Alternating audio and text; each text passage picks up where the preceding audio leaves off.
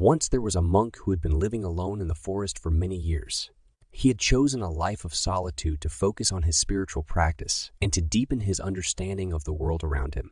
Despite the challenges of living alone in the wilderness, the monk was content with his simple way of life. One day, a group of travelers passing through the forest stumbled upon the monk's humble abode. They were struck by his peaceful demeanor and the serenity of his surroundings. They asked him how he managed to find such peace and contentment in a life of solitude.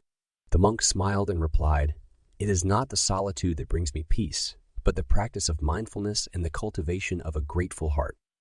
He went on to explain that every day he took the time to appreciate the beauty of nature around him, from the chirping of birds to the rustling of leaves in the wind.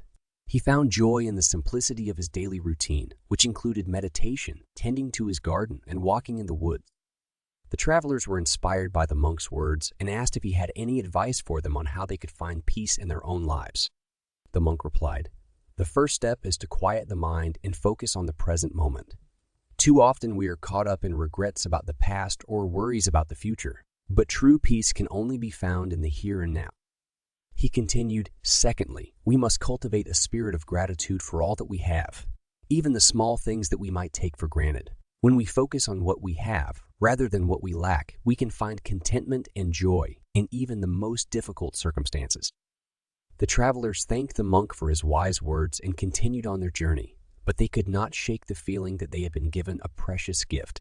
They realized that true happiness and contentment could not be found in material possessions or external circumstances, but in the inner state of mind and heart.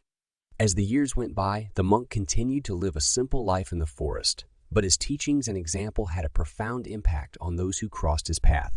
Many seekers came to him for guidance and inspiration, and he always had a kind word and a listening ear for those in need.